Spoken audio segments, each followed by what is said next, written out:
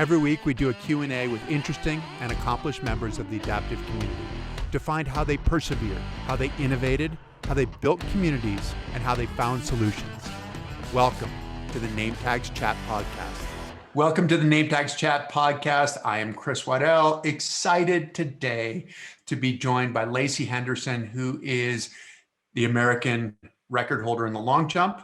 She is the world record in the pole vault. We're going to have to get to the pole vault story at some point because you started in the pole vault, which sounds like the scariest place to start. But anyway, we will get to that. She was a Division I cheerleader. She plays the ukulele. She hosts a podcast. I know we've got to talk about the ukulele.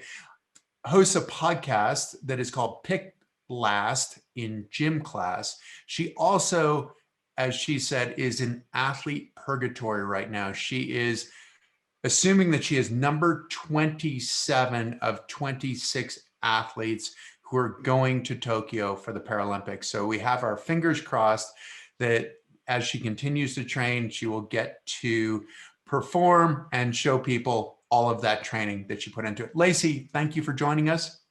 Yeah, of course. Thank you for having me. This has been an absolutely crazy year, hasn't it? I mean, just with COVID, with postponing the Paralympics, with then going to, we were talking before you came on, or before we came on here, about going to the trials and having your event, the long jump, be the first event, have it be a miserable runway. And because you guys are measuring your steps and everything is scientific and it's not working out. So where are you in a mental state right now? How have you come through in like the rebirthing process of emerging from COVID? Where are you?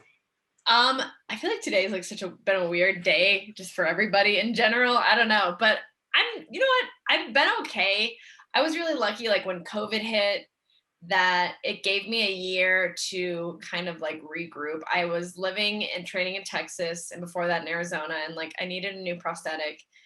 When I got in Texas was no good. And I had like 2 years of just decline when I was by myself, training by myself in Austin. And so I moved back to Denver, got a new prosthetic, and I'm working with my dad now. He is with me at the track, and my normal coach is still running my programming. But we actually had a really good year. We were able to make up and like supersede a lot of the decline that I had. And I've had PRs this year, which is like nice, especially for, a lady in her 30s.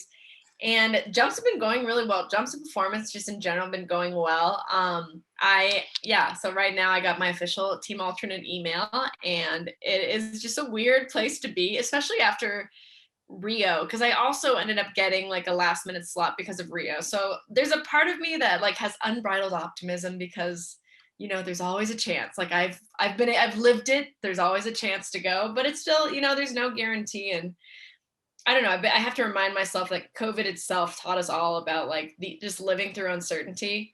It is highly stressful. I feel like brains aren't meant to like withstand this much uncertainty and just like stress for a long period of time. But I like to keep myself busy. I feel like it keeps me from getting like too succumbed to the stress. So like I've been reorganizing my house, my garage, my car, like everything's very organized in my house right now.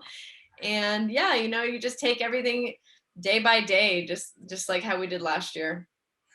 Can we step back? Because I mean, some of this is we learn things from the experiences that we've had, right? And so as a 9-year-old, you had pain in your knee. Mm-hmm. But what's I mean, and you can talk us through that whole story if you'd like, but what's interesting to me is I saw you mention at one point, or heard you mention that after you finished chemo, you were ridiculously confident, just ridiculously self-confident. So coming out of the hardest thing that you could possibly do and possibly encounter, and as a 9-year-old, I mean, what kind of skills do you have? Though in some ways it might be that you're just sort of a, malleable kind of entity as a 9-year-old too, but you don't necessarily have sort of the intellectual skills that you have. Can you talk us through like how did that work as a kid, and how could you come out feeling like you were so confident? Yeah. This is gonna be kind of sick, but like if you're gonna have cancer and lose your leg, I feel like doing it at it as a kid is a great time to do it. Like you don't have any like weird emotional baggage that you just accumulate as you get older. So when I was sick, sickness was like very black and white. A lot of things when you're a kid is just very black and white. And so you're like, oh, well, I'm sick now, but I guess I'm going to get better. And like my parents had talked about dying and all that stuff. But, there's so much of us that like go through our daily lives and you see tragedies and you hear about so and so having a tragedy. And like you're still always like, wow, like not me though. Like you're like, that'll never happen to me though. So then when something does happen to you, I think before you have enough life experiences for it to really kind of like hammer home. For me, it was like, oh, well, people die from this, but like not me. Like I'm not gonna do it. So it just was never really a reality to me at 9, just because I think like my little 9-year-old brain just was very just simple and malleable, just like you said. But I got really, really sick. I was put on experimental chemotherapy. It didn't work, and so we ended up getting my leg amputated, our collective leg in my family. Well, well, hold on a second, because back up a little bit on that, because you said it didn't work, but it was also, it was long-term effects on your kidneys and your liver as Yeah. well. I mean, Yes. that's when you basically decided to stop. How were you involved in the decision to amputate your leg? How did that Yeah, conversation work? for sure. So I guess you're right. I guess the chemo worked a little bit, but not in the way that we intended. I had like less than 1% tumor kill. So we had tried treatment too because we really wanted to avoid amputation. And then, yeah, I just hadn't, it was not working as far as my tumor was concerned, but I started showing signs of permanent kidney and liver damage, and I was getting super sick. um I was just like living in ICU. And so the time just came to like have the meeting, and my parents, they were really transparent, like my doctors. I was really, really lucky to have an amazing team of doctors at Denver Children's Hospital. And even then, like they had asked me, they're like, how much do you want to know? Like when we're going through all this chemo stuff, like if it's scary. And I was like, well, it's my body. I'd like to know. I think I should know. So then when we started talking about amputation, my parents, they ultimately left it up to me. And again, it's like I think that was probably like, I'm sure it was horrifyingly scary for my parents, but I think it was like kind of smart too, because again, it's like I didn't have this weird emotional attachment. Like all I knew at that time was like, I'm sick now. I'm very sick, and this chemo's making me worse. And this amputation is now my only option to get out of cancer land. So it was very straightforward and simple to me. Like it wasn't really this like attachment that I had to it. I mean, it was scary, and like I didn't know anybody with a disability. I didn't know other amputees at the time. But again, my doctors were just so amazing. They were like, listen, we could try to save it, but it's probably not going to work. And I think that's like the difference than a lot of other people's experiences. I think so many people have surgeons that are always trying to save these legs, and so you end up being in the hospital forever. And my doctors were like, if you want to play sports, you want to be active, the best way and the quickest way to do this and the healthiest way to do this would be amputation. And then of course they're like, well, if you break a leg, now you just get a new one. Like it's a lot more simple of a fix now. So it was just really simple for me. And I think like when I finally was like back on 2 feet, I felt confident because I knew I was healthy again, like that I could go be a kid again. And I think knowing that I tackled something so big very early in my life, like it made me feel very strong and like I've always been a very opinionated, kind of loud person, and it just kind of magnified it, so that when I was growing up and like when I had to deal with kids and bullying and stuff, like it just didn't affect me because I still had this perspective of being like, I tackled something very, very big. And these like it's weird, it's almost like post COVID. It's like how a lot of us feel post COVID, like you return back to normal life, but we're all still kind of different. Like there's still a part of like that residual that you're hanging on to. And like even now, like I still kind of feel uncomfortable. I'm vaxxed and paid my taxes, but I'm kind of uncomfortable wearing a mask, like without wearing a mask inside like the grocery store or something. No way. But there was a part of me that just kind of held that residual, just knowing like what I'd been through and where I came from, and like knowing that the everyday normal life was just so separate and just so much more simple and easier than what I'd been through, that I think it really projected me as a kid and it helped form me. It's interesting because I think, I mean, I broke my back And I remember lying in the hospital one night. It was sort of the first night that I was alone and feeling like, well, if this is as bad as it can get, like I have no reason to be afraid. Yeah, you're Like, like, I not made it that through. Yeah. bad, not that bad. But the funny thing is, it also like it's that marker, right? I mean, it's like a landmark where you have it and you go, okay, I know that. But then in our everyday lives, it's easy sometimes to stray from that marker and go, oh, well, this is so bad. This is so difficult. I'm scared of this, or I'm intimidated by that. But how about for you coming out of COVID? Were you still that super strong 9-year-old who was like, nope, this is it. This is my life. I am ridiculously, what is it? What did you said? Overly inflated self-confidence, I believe is what you said. I think I've had enough life experiences now where I've been knocked back down to earth a little bit more than when I was younger. Um, I don't know. I think just like extreme circumstances like illness, like injury and stuff like that, I think it helps fuel you up to a point. And then there's still a lot of like residual. Like I ended up going to therapy and like doing a lot of PTSD treatment that stemmed from cancer just because like I was so busy trying to survive it. And it helps as like a tool, I think, in the beginning, but in the long term, like this is now over 20 years ago. So there's very few things in most people's lives that are relevant to them that happened to them 20 years ago.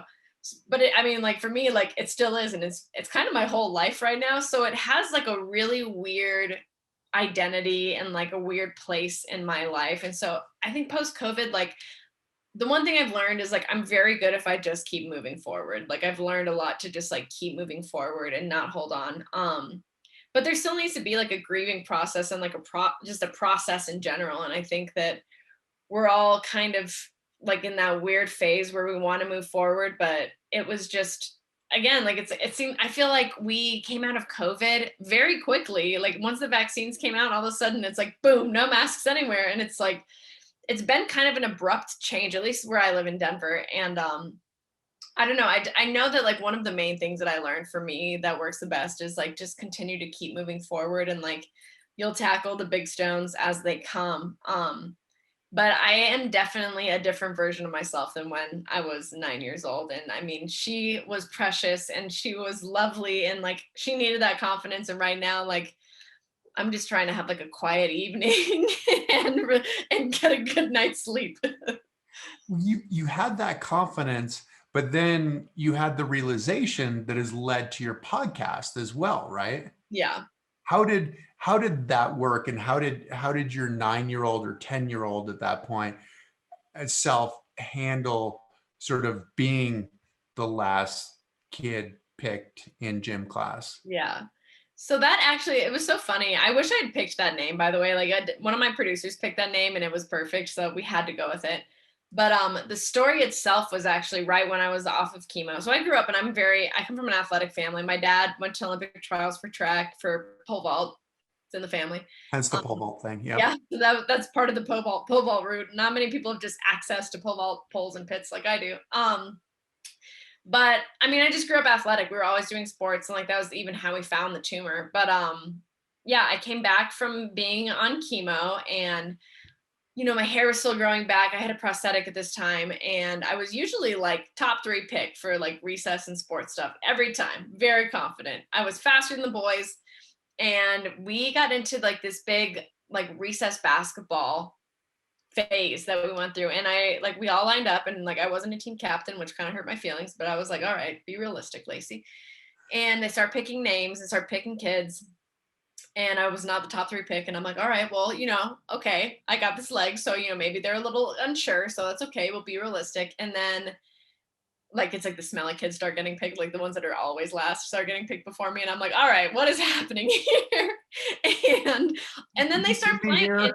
Yeah, exactly. I'm like, wait a second. But then they just started playing that. I wasn't even picked at all. Like they just didn't even think that I thought I could do it, or that I wanted to participate with them because, now I'm different.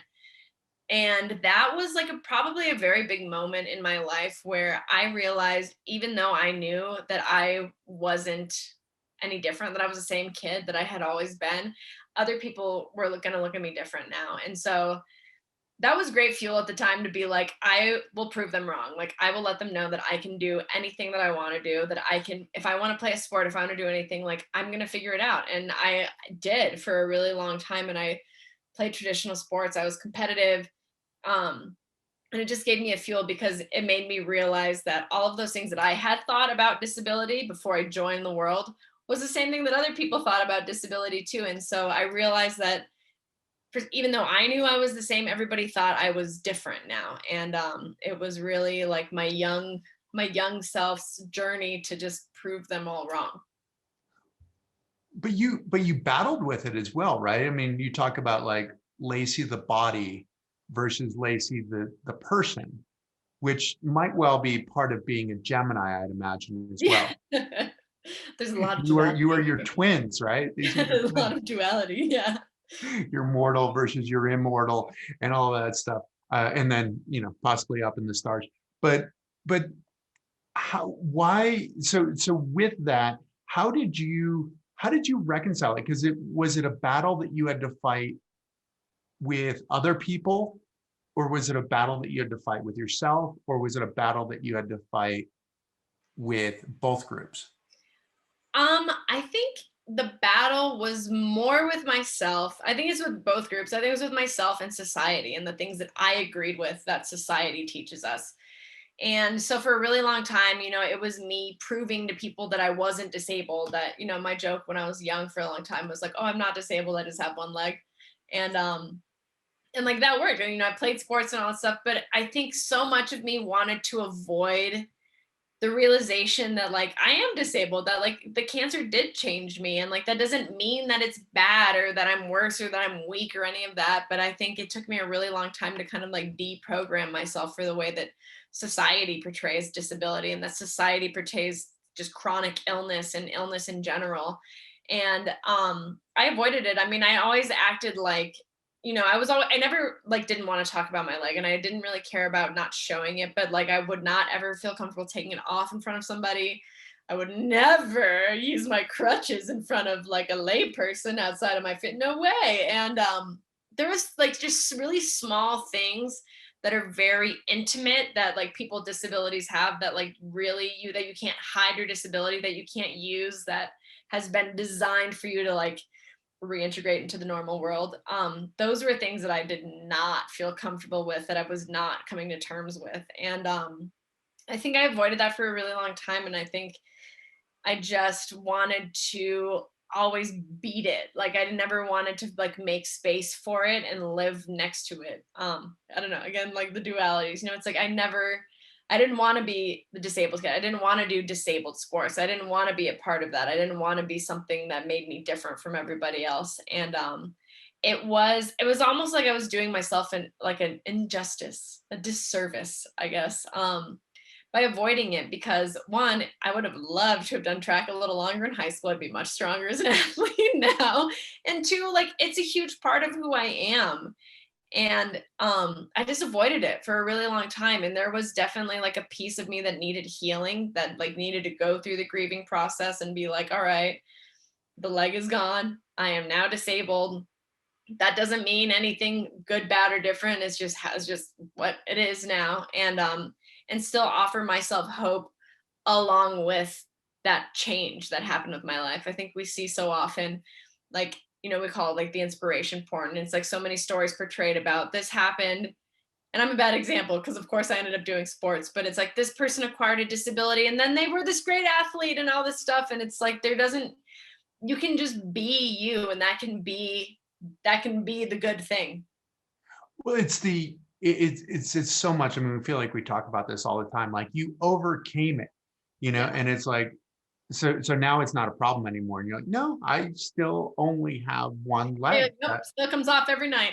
Yeah, still comes off every night. It hasn't changed at all. But I mean, I feel like for me, it's still, and sometimes is that battle, right? Where it's like you're battling for recognition for yourself. You're battling to see yourself the way that you actually see yourself, as opposed to seeing yourself through the filter of the way that society teaches us you should see yourself. Yeah. But then also battling, how you might see other people through that same filter, through that same societal filter, right? So Yeah. it's kind of happening on so many different levels. Is this why, and in some ways, like looking at your podcast, part of it is we're all an outsider in some ways. I mean, as much as we're insiders, we're outsiders. How in your podcast are you addressing kind of those inherent conflicts with, I want to be seen for who I am, thus I have to see other people for how they want to be seen? Yeah. How do you reconcile that? I think like the podcast has been so fun, and like the heart of it is just like the stories of struggles before success, and everybody faces that. And I think everybody also always feels like they're on the outside looking in. And the weird thing again is it's like we look at ourselves as these like dynamic, multi-dimensional people, but then we want everybody else just to be like simple. Like we want everybody else just to be one thing. And I think like that's what we battle like for people with disabilities is it's like that you're not just the disabled person. You play the ukulele, like you do this, you're a student, you do that, you're an athlete. And so like like you're like I'm many multiple things, but then like I'm guilty of it too. I think it's just we oversimplify everything else around us.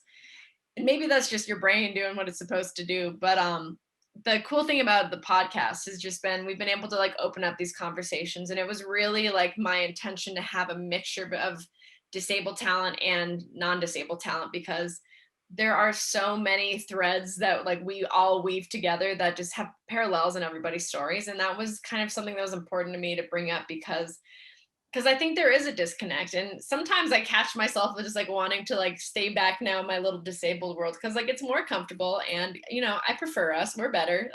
We're better overall. We're just better people, no offense. But also there's plenty of not better people. That we just the experiences and the way that we like look and handle life is just so different, but at the same time like we can help each other. And I think people in the mainstream that have like more elevated voices, if they come down and kind of understand the experience that the disabled people have, that there's a lot of parallels just in life in general. Like everybody faces adversity, and like just the level or the flavor of adversity is the only thing that's really different. Are you better now for having lost your leg? I mean, this is one of those hypotheticals, right? Um, yeah, I would say I was. I would say I'm definitely a better person. I think if I hadn't have gone through what I went through, like I would have been a very surface level person. I think I was that in college, but I think just when you're at that age too, you just all you want to do is have fun. And I had a great time. But I think that it forced me to really dig deep inside myself. And I think sport did that more than anything. I think sport was like the mirror that I needed to go back and see the way that cancer had changed me, but at the same time see like the way that it made me stronger, and see the way that it made me more resilient, and find new ways to be able to handle new battles. I mean, cancer basically gave me one tool, which would be a hammer, but there's going to be different things that come up in life. And if you're always constantly hammering away when you need a screwdriver, that's not going to help. And that was something that between sports and my sports psychologist, like it really taught me to look back on the things that I had adapted to, that I had overcome, and also be able to look forward and be like, all right, well, there are new things that are going to come. COVID, a pandemic. Who knew? How lucky are we? Once in a lifetime, guys. We should all get Being an along. alternate as well. Yeah. Is there a responsibility? I mean, you went through what most people would consider a tragic event when you were 9 years old. Like, how can you possibly handle this as a 9-year-old?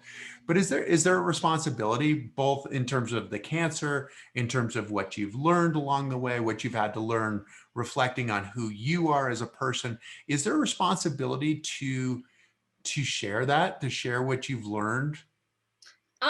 I think that I have assumed a responsibility. I think the quick answer to that is no. I think everybody can decide what their experience is, and they can decide how much they want to share that. And I do think though, for a long time, society taught us that like as people that go through things, illness, just disability in general, that for some reason, if you are outgoing and you're not sad every day about your circumstance, that for some reason you have to be the mascot of disability, that you have to be, the spokesperson of cancer experiences. And that's a heavy burden. And it's not necessarily something that I think anybody is obligated to do. And I think I put that on for a really long time. I think that was me trying to overcome it again. But I also think like now the older that I am, like I don't, not everybody deserves my story. Like, I don't owe my story to every single passing stranger that asks what happened to my leg, or mostly it's usually like vet. And you're like, nope, I'm not a hero. just a sad cancer story.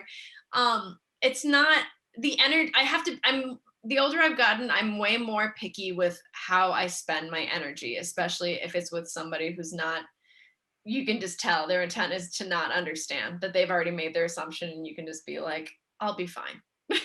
But It, thank you it, for your concern.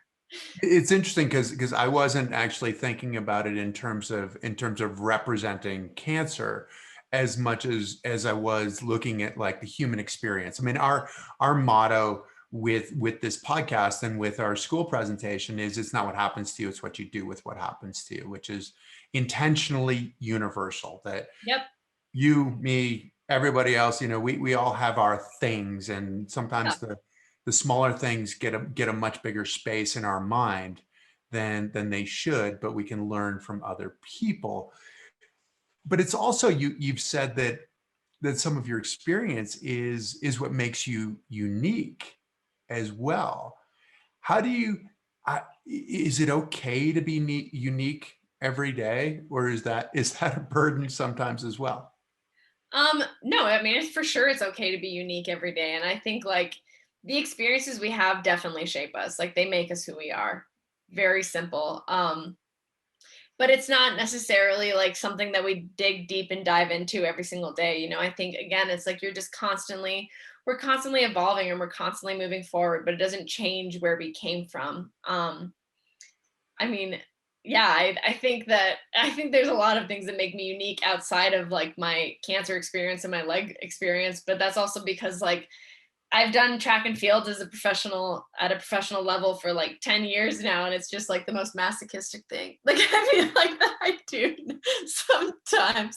But it's an accumulation, and again, it kind of goes back to the idea that we are all, yeah, we're an accumulation of our experiences, and that makes us dynamic and multidimensional. And we need to realize that everybody has that too, and that there's space for everybody's like weird quirks, weird experiences, and whatever their experiences kind of forced them or made them into, and that there's just like it's okay to have and be all of those things. I mean, I think especially being an athlete with a disability, like we're just like living breathing paradoxes basically. And like, but that's most people. There's a lot of people that just have these contradictory things about them, but we exist, and I think we're all better for it.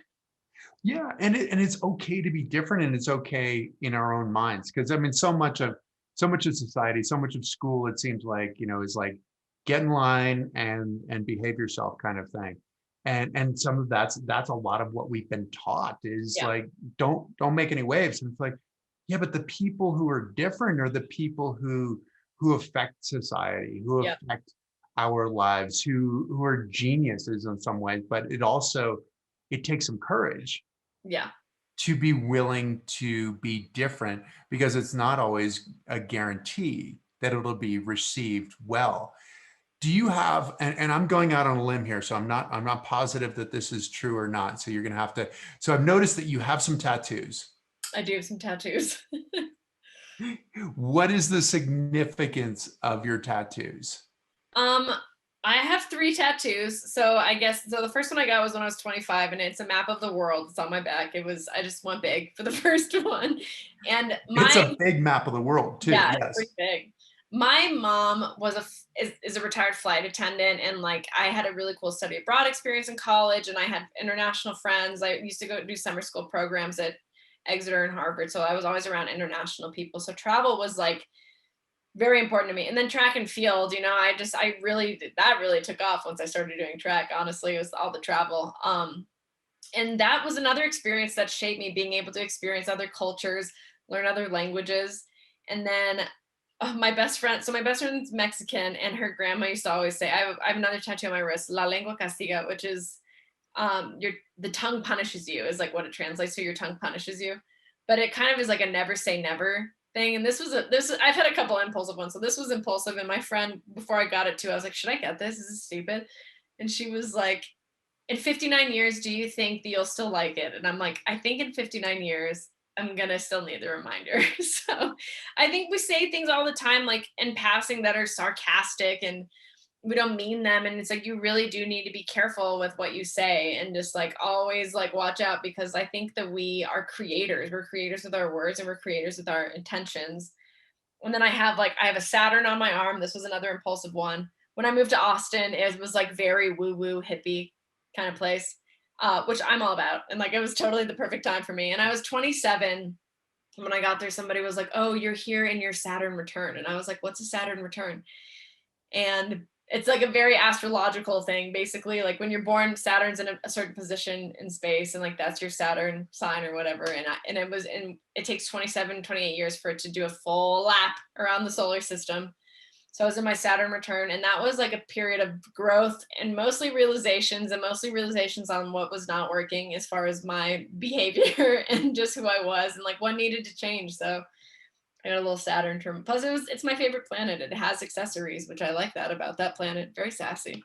This is the most astrologically oriented podcast that I've ever done. Yeah, we've covered.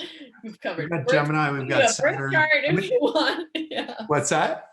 We can go over my birth chart if you guys want to. I don't think that I'm actually qualified. This is as much depth in this area as I can explore.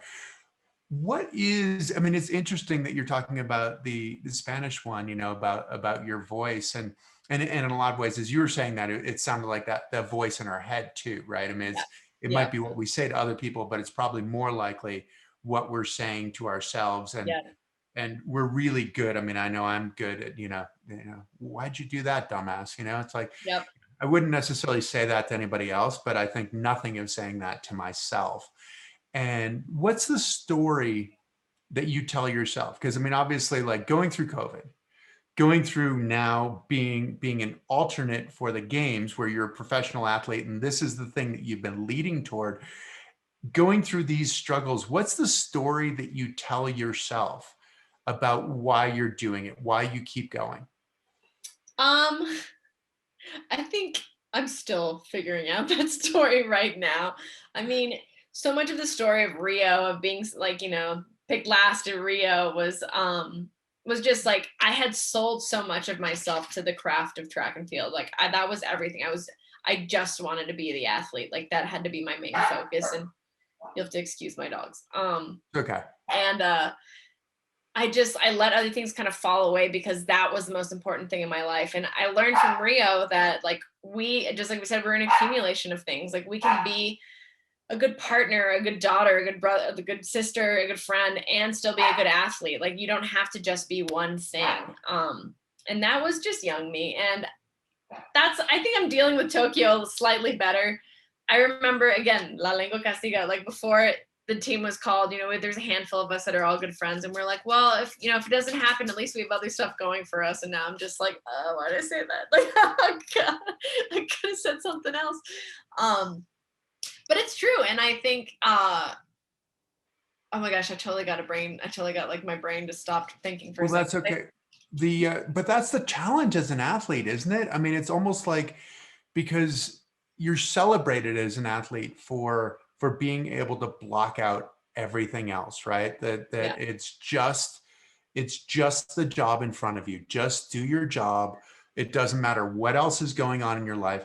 And in a lot of ways, that's the successful athlete, right? You can block out the noise, you can block out the nerves.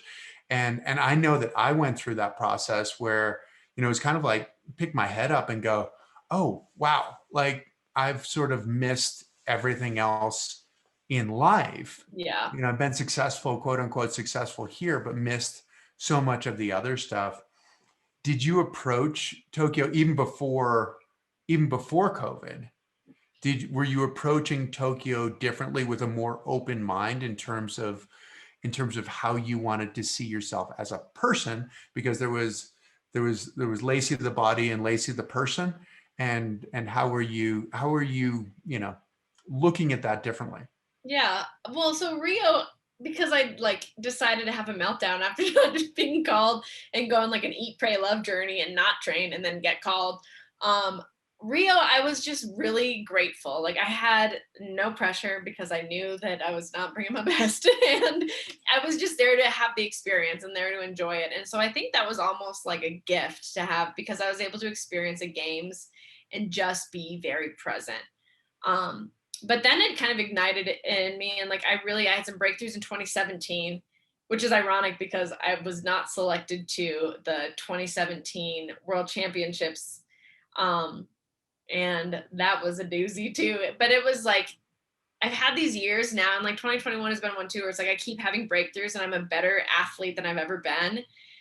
But the sport gods are not in my side, and that's the hard thing with para sport is like it's not objective. Like in like the selection criteria, actually this one is the selection criteria is objective to a fault now, where it's like they're like I can do very very well in Tokyo. Things have been going really well.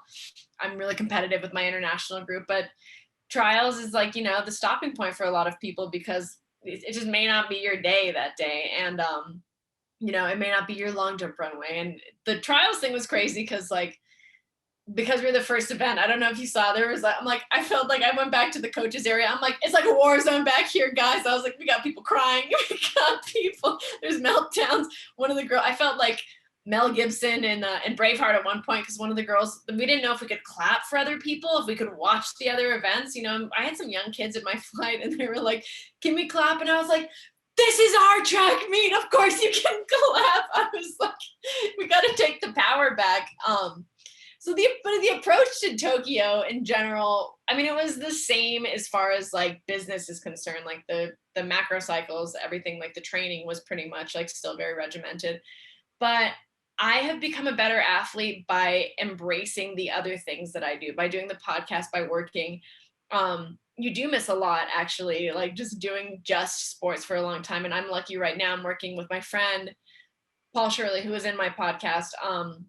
He's doing a startup right now, and he's former NBA. So he's at least very patient with me because there are things I'm realizing as a woman in my 30s now that like I'm completely stunted in as far as adulthood and like working life and business life. And it's hopefully like a good setup for when sport retirement comes. But I've been more open to more things, and I think that has actually made me more focused when I get on the track, and it's presented itself in my performances, and it's just made me better. It's made you more complete as a person. It's probably made you happier. It's not like you're taking all of your workouts home because you don't have a choice. You have to focus on something else. What is the startup? What are you guys doing? So it's called The Process. And so it's kind of like, it's applying a lot of sports culture into work culture. So he originally had something called a writer's block. He's a published author. He's helping me write a book, which is very nice of him because, man, talk about structure.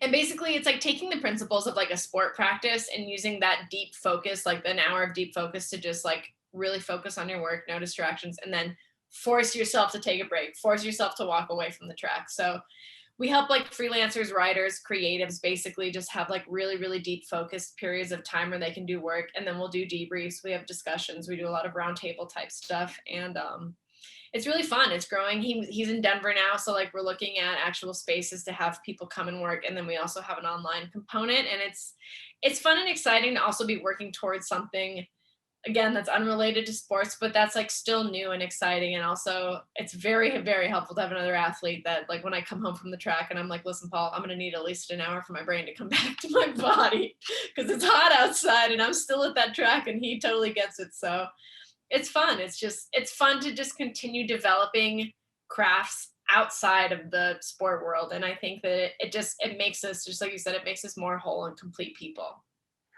So we do have to talk about the sport part, and we have to start with pole vaulting, I would imagine, because that is where you started post amputation. And how did that work? How did you get into pole vault? Really? I mean, obviously we know your father was a pole vaulter, so that's probably an indication. This is a great story. It's not the most appropriate story, but whatever. So my parents used to have like Labor Day parties every summer before school started, and I was like going into my senior year, and it was like a very like just like the universe was conspiring a lot of things. This was the first year I started working amp camp, and like that was the first time I ever saw running legs, and that like for unnormal people, not just like I thought you just had to know that you were an athlete to get a running leg. I didn't know just like an average person could get one. But we were having Like this you could big get party. running shoes, kind of Yeah, thing. yeah, Yeah. exactly, yeah. So we were having this Labor Day party, and coming to my senior year of college, I was very active with my beer pong game. So I was teaching my dad, who is 75 this year, like he is no spring chicken. I was teaching him beer pong at this Labor Day party. And so his partner ended up being like my first pole vault coach. It was his athlete who was a pole vaulter. And I don't know who my partner was, but either way, we sucked. And but so like the conversation, so like I'm bad at beer, I'm bad at hand-eye coordination. Like thank God I do track because I can't. Hand-eye coordination's not for everybody. He's smoking me, and so we just start talking like mad trash to each other. And You and somehow, your father. yeah, oh yeah, oh yeah. Okay. Yeah. He's not the kind of like loving and supportive, like always encouraging. He is like his encouragement is like just really telling you how bad you are at something. He's kind of that's his style. He's People don't know competitive. yeah, he's competitive. Like, and like I'm the exact he and I are like carbon copies of each other. We're just super ultra competitive. So the conversation was who is a better athlete? And of course I was really laying it on thick. I was like, I'm a Division I athlete, I'm an above the knee amputee, my tumbling skills, blah, blah, blah. And he's like, Lacey, you couldn't learn to pole vault 2 feet. He was like, he's like, you're not fast enough, you're not strong enough. And there's something else. And he's like, there's just no way you could do it. You can't get Like upside not down. coordinated enough or something, Yeah. probably. Like I had a gymnastics background. So, and of course, like me at 21, I was like, you can't tell me what I can do.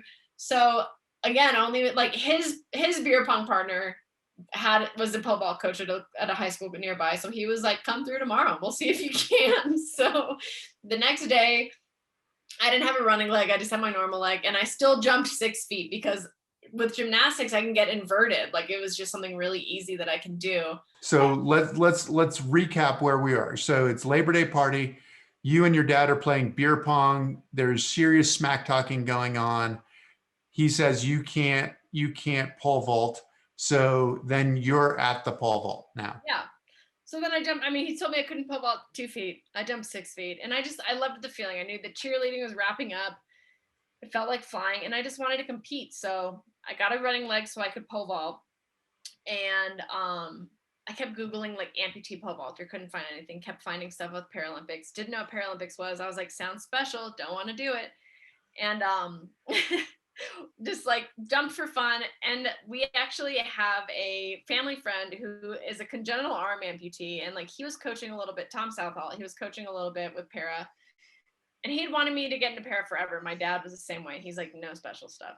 And finally, like my dad's like, you know what, you might want to run in a couple races just to get your pole vault jumps higher because you're going to need to get faster in order to get more height. And so I jumped into this high school meet that Tom just like gave me a lane for, and it was IPC certified. And my first race ever, I qualified for the London Games, and so I was like, I really thought I was like, ooh, this is it. Like I'm the best athlete, and I knew that it was just the 100 long jump for me, and I did not want a long jump because I didn't want to get dirty. So I was like, I'll race and I'll make pole vault a sport all by myself. And like, I was just so cute and naive and just, again, very, very confident. And I go into my second 100-meter race ever, and it was Nationals 2011. And I get totally creamed. Like I just get completely smoked. And it was good because I'm so competitive. I'm like, this is not how this ends for me. So training got more serious. After a couple of years, I started long jumping. The gymnastics thing really just translated well. You know, I'm not pole vaulting because it's not an event. And so we got time to make it an event later, but not right now. I got teams to make. And it just took off, and it was good because, you know, I'm a fast runner, but I'm not like the fastest sprinter, but I'm a great jumper. So it all like worked out well. And I've just fallen in love with being a technician on the runway, with like really knowing long jump as a sport, as an event, and knowing all the parts that go into it. It's been a joy, really. Can you describe to us what goes into your long jump? How do you do it? Like take us from beginning to end on a long jump. So mostly the long jump, it's ironic because I'm not a fast sprinter, but like 95% of the jump is the run. basically like what I tell myself is right now I have an 11 stride approach. So that's 11 right. So I jump off my right foot.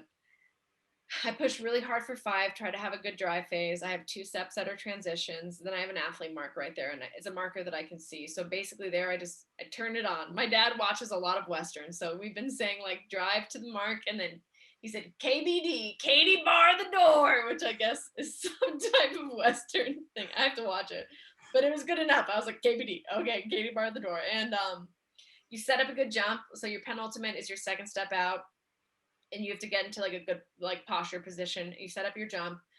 It's And really what's a good posture position? I mean, this is kind of like dropping your hips sort of thing to put yourself in a position yeah, to. you drop your hips, your trunk is tall, sometimes even back, just so you can get kind of a good projection angle.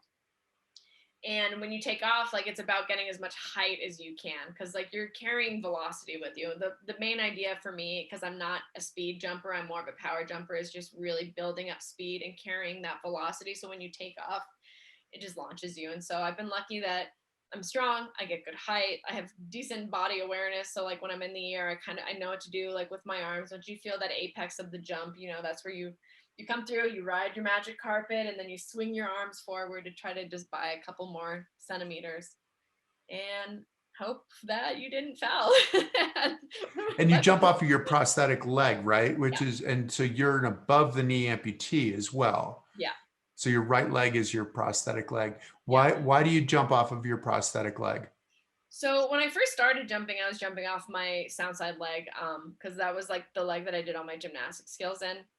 You get way better vertical compression, and your sound side leg, it weighs more. So you have a way stronger drive knee using that sound side leg when you're driving your knee up. I spent so many years of my life to avoid physics just to learn it like in real life application. So like your drive knee, it's that equal and opposite forces concept in physics. So basically like as you're pushing down on your prosthetic, your drive knee is driving up. So you're really putting more force down as you're trying to build like your body up into the sky for jumping. And yeah, you get way better vertical compression, less risk of injury, which is great. And I mean, if you injure, you just get a new foot, and you just get way, way better vertical with having your sound side drive knee come up. That makes a lot of sense. Yeah. I've never heard that the idea of your sound leg giving you more drive and Yeah. more height as a result of that. And then so we've gotten to the jump part of it, but then you have to land as well. Yeah. And you've planned your landing Yeah. too, it looks like, right? So you don't like try to not look. Although I feel like recently I've been cutting off jumps. So you're driving up in the air. Once you feel that apex, what I like to do is try to get my hips through. So it's all about still moving your center mass. So it's that concept of velocity. So you're driving up. As you feel the apex, you drop the knee, push your hips through to really try to like you just want to buy as much space as you can up there. And as you get your hips through, I try to get my legs in front, arms are in front. That's where my coach says, ride the magic carpet. And when you know you're coming down, you sweep your arms, you just sweep them behind you and not touch the sand, because I've done that too. I've made all the mistakes. You got to sweep those arms through so you can buy even a few more centimeters. It's really about taking that center mass, like all of your mass that you built when you're building the velocity, and just getting as much as you can in front once you're coming down off that jump. And it's fun. I mean, like we were at the track doing jump stuff today, just chipping away back in the lab, figuring it out. You look like you also have a plan of where your legs are going to go when you land. Is that true? Yeah, I mean, I try to get in a good pike position, but when you're landing, like your heels inevitably drop. Like your heels are typically the first things that touch the sand. And when when you can tell that you're getting close, like that's when you try to scoop your legs in and try to like scoot your booty as close to your heels as possible. It's all about really knowing where you are in space. So when you feel those heels drop, you know that like your feet are going to come first, and you really still want to try to get all your mass as far in front of you as much as you can, and just pray that it's the number that you needed at that meet. Well, that is the hard part, because you have 6 jumps, right? Yeah. So 6 jumps, and it seems like it is super easy to get a foul on the first jump to go over the board. So it doesn't matter how far you jumped. And as you said, when you're sweeping your hands back, that if you touch, they measure to the point that is closest to the board. Yep. And so you could have had a great jump, but you inadvertently touched the sand and made a mark. And so that's what they're going to measure to. Yep. Yeah. Is it hard that way, or is that kind of, I mean, you said you like the technical part of it. Do you enjoy that part of jumping, of like, okay, got to put all the pieces together, the pressure's coming, this is it. I mean, because people can totally crumble in that situation too. Yeah, I mean, I do. I love it. The thing about long jump is like you want to run hard and you want to run fast, but you want to be able to recreate the same run every time. And I think like for people that are pure speed, it is really hard to be consistent on the board. But I know like if I like the way that my long jump approach is set up, like a lot of it is just force against the ground and it's less speed and turnover. It's like maybe half and half at this point, which it's easier to track and it's easier to track like where the issues are. I know like when it's competition time, the hardest thing to do is to think about what you're doing, because that's going to make your run slower. That's going to choke your jump down because you're constantly trying to go over and fix and see what needs to be done.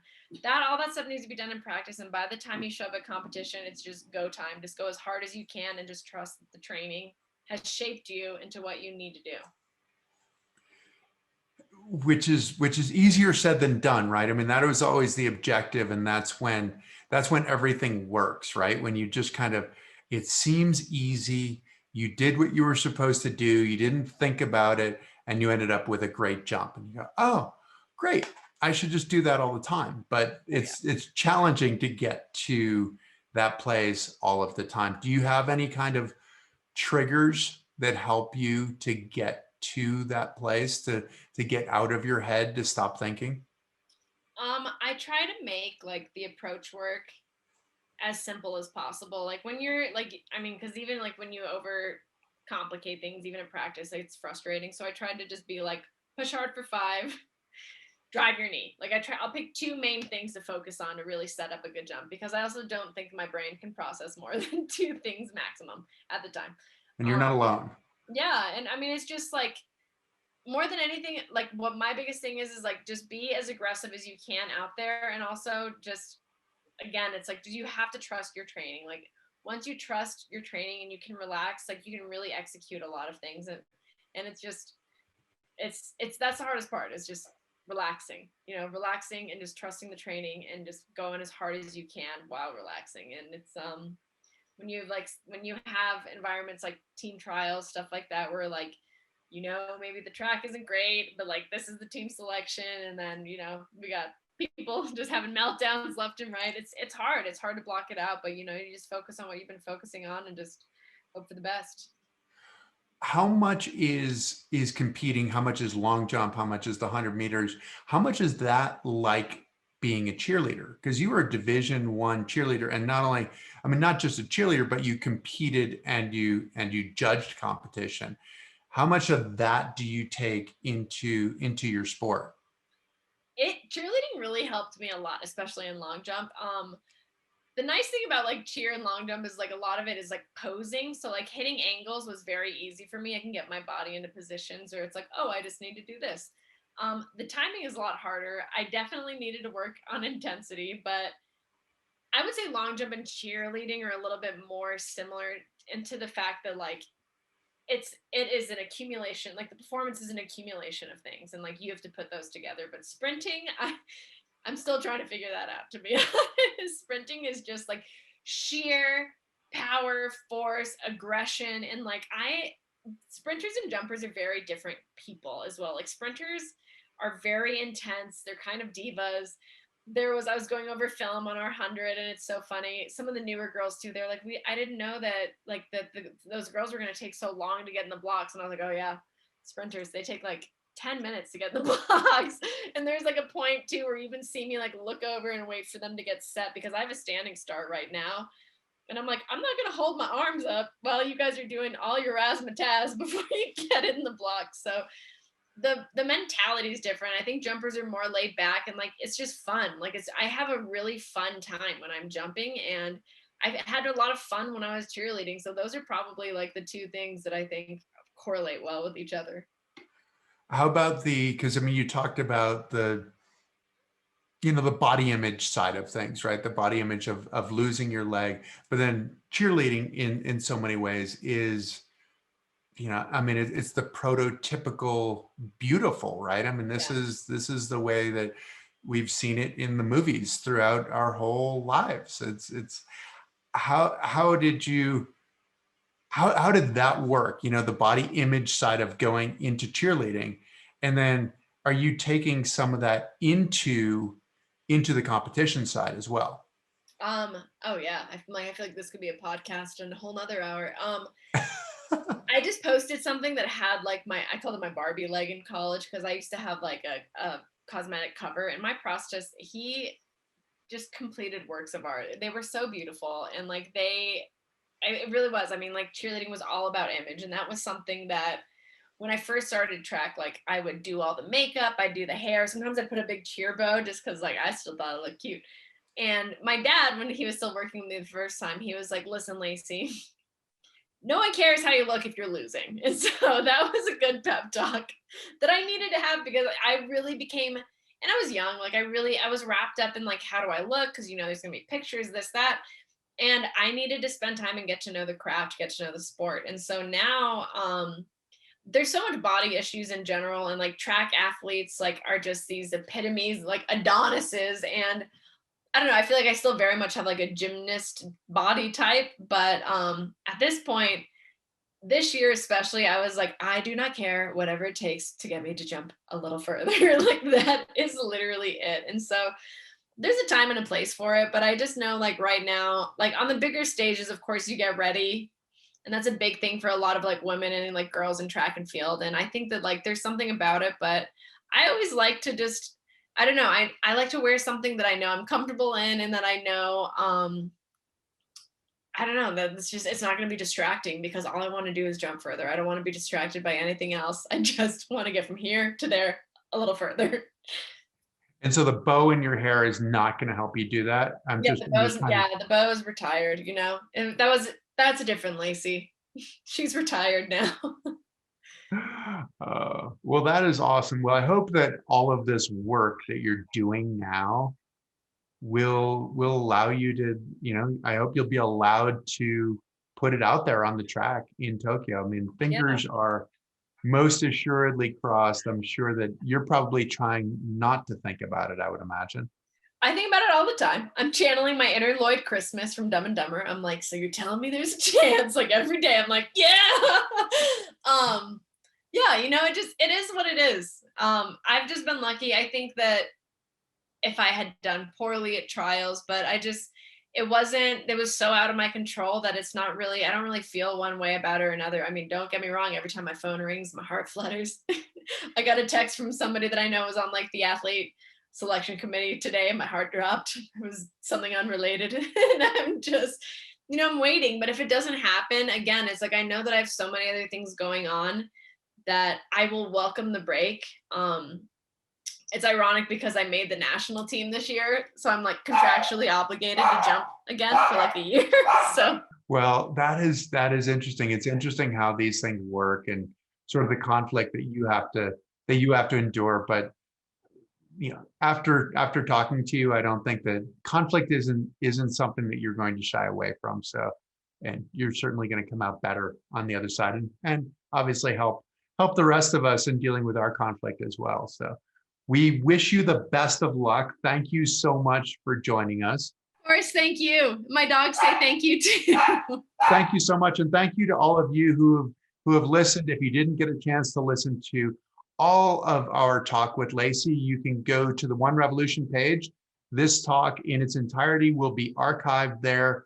We also will edit this talk and produce a podcast that'll be on YouTube, it'll be on Apple, it'll be on Spotify.